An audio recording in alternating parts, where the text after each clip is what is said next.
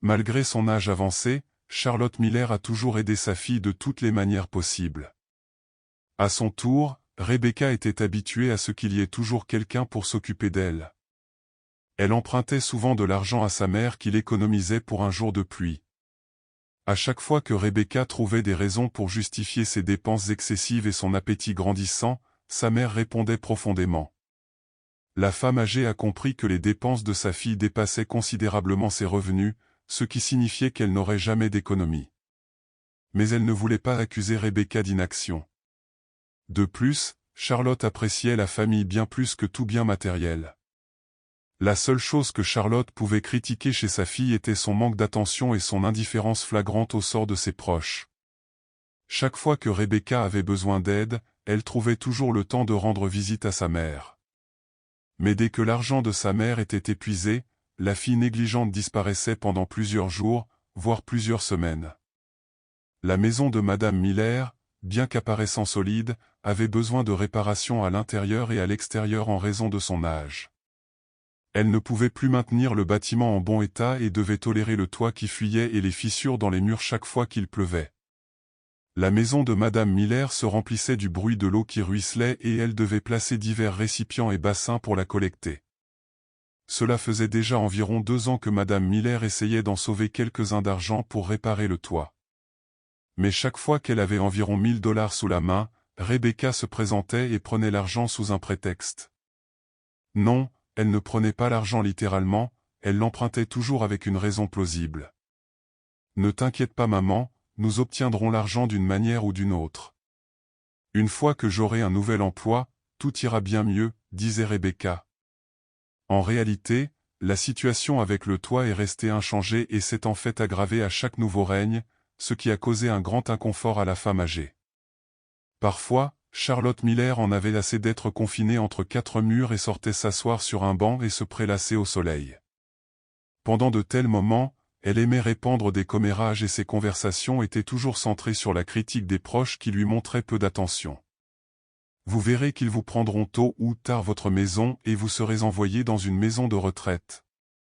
À la maison, c'est ce que les enfants font toujours quand s'occuper de leurs parents devient un fardeau, soutenait-elle. Charlotte a regardé son voisin avec scepticisme. Allez, vous exagérez. Ma Rebecca n'est pas comme ça et mon petit-fils Kevin se soucie vraiment de moi, n'est-ce pas? Je me suis demandé pourquoi votre petit-fils est soudainement devenu si aimant qu'il doit surveiller votre maison. Marquez mes mots. Mon amie Priscilla a répondu que Charlotte en prêtait souvent à sa petite-fille de l'argent.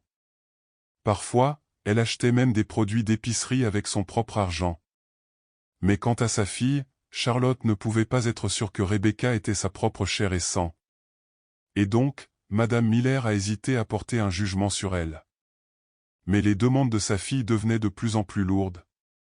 Parfois, Rebecca faisait même pleurer sa mère en prenant le dernier de son argent. Mais personne n'a même plus mentionné le toit qui fuyait. La santé de la femme âgée se détériorait rapidement, à cause de la demande de sa fille, elle ne pouvait pas se permettre un traitement médical dans l'un des centres de villégiature du pays. C'est à ce moment-là que Madame Miller a commencé à envisager son avenir. Elle ne pouvait pas continuer à vivre comme ça. Il était insupportable de voir Rebecca emporter ses dernières ressources avec un sourire immuable. Non, ça ne peut pas continuer comme ça, pensait Madame Miller avec des larmes dans les yeux. Sa première décision était de réduire les dépenses de Rebecca. Sa fille n'avait même plus de travail, prétendant qu'elle ne pouvait pas trouver un poste digne. La réaction de Rebecca à cette décision était assez orageuse. « J'ai vraiment besoin de ton soutien en ce moment, tu sais. J'ai eu du mal à trouver un travail, mais j'ai été à plusieurs entretiens et j'attends maintenant leur décision. » Charlotte était préparée à une telle réponse et a réussi à résister à la pression de sa fille. « Non, ma chérie, je n'ai pas d'argent à te donner en ce moment. Je dois m'occuper de la maison et après cela, je pourrai prévoir de suivre un cours de traitement dans l'un des complexes de Miami, a répondu la vieille femme. À ce moment-là, il semblait que Rebecca était remplacée par quelqu'un d'autre. Son visage est devenu cramoisi et une lueur fiévreuse est apparue. C'était l'une des rares fois de sa vie que sa mère lui a tenu tête. Avant, Rebecca gérait l'argent de sa mère à sa guise, mais maintenant tout avait changé et ça faisait les choses bien pires pour elle. Malheureusement, il y avait un revers à la médaille qui a conduit Rebecca à pratiquement arrêter ses visites à sa mère. Elle avait l'habitude de lui rendre visite uniquement pour l'argent et maintenant il n'y avait tout simplement aucune raison de revenir chez sa mère. Ainsi, son petit-fils Kevin est devenu le seul soutien dans la vie de Madame Miller. Il venait toujours lui rendre visite juste après ses cours universitaires en essayant d'aider sa grand-mère dans la maison. Il nettoyait les sols, faisait les courses et s'occupait de la pelouse. « Tu es le meilleur petit-fils. Que ferais-je sans toi ?» disait Madame Miller avec tendresse dans sa voix. « Allez grand-mère, ne dis pas que je suis ton petit-fils. »« Après tout, si je ne t'aide pas, alors qui le fera ?» répondit Kevin se sentant plus flatté. Pendant ce temps, Rebecca n'avait pas l'intention d'abandonner facilement comme Priscilla la voisine l'avait prévu. Elle a abordé le sujet d'une maison de retraite. Les larmes ont coulé dans les yeux de Madame Miller. « Non, je ne suis pas prête à quitter ma maison, chérie. C'est là que j'ai vécu certaines des meilleures années de ma vie et je n'ai pas besoin de passer mes jours restants dans une maison de retraite pour personnes âgées, » a déclaré Charlotte, luttant pour contenir ses émotions. Rebecca a souri mais n'a pas reculé de sa position. Elle savait que tôt ou tard, elle pourrait persuader sa mère qui avait besoin de l'aide des autres de plus en plus souvent. Priscilla avait raison, elle avait vu tout cela. Apparemment, tous les enfants sont les mêmes à un moment donné. Tout ce à quoi ils pensent, c'est de mettre la main sur la maison de leurs parents. Charlotte Miller pensa tristement à la recherche d'une solution. La femme âgée a envisagé divers scénarios et a finalement opté pour un qui lui semblait la plus prometteuse. Mais pour que cela fonctionne, elle avait besoin de l'aide d'un avocat à qui elle a dû demander de venir chez elle. Ni Kevin ni Rebecca n'en savaient rien, ce qui était définitivement à l'avantage de Madame Miller, comme prévu. Sa fille a insisté pour que Charlotte déménage dans une maison de retraite car elle avait déjà trouvé des acheteurs pour la maison de sa mère. Elle voulait tout gérer de manière discrète. Rebecca a appelé un taxi pour emmener sa mère à la maison de retraite.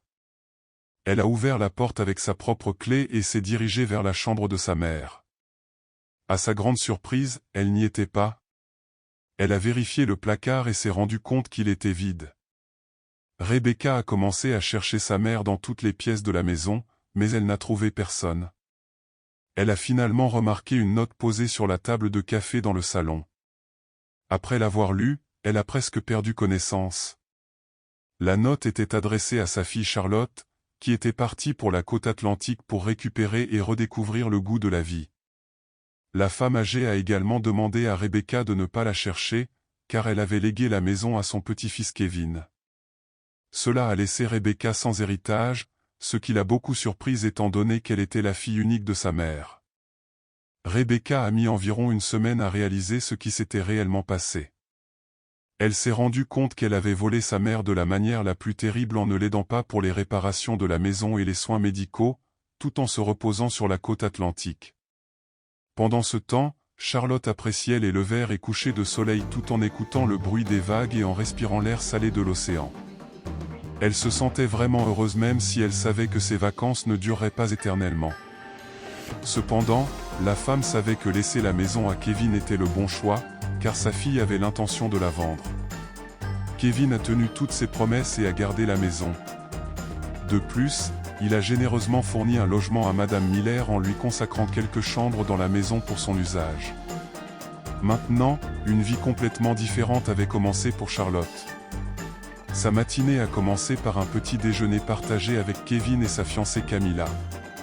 En regardant le jeune couple, Madame Miller a souri et n'a jamais cessé de parler de la façon dont elle aimerait être une arrière-grand-mère. Il est difficile de dire exactement quand cela deviendrait possible, mais à en juger par les regards sournois échangés entre Kevin et Camilla, leur plan pour l'avenir incluait d'avoir un bébé comme priorité absolue.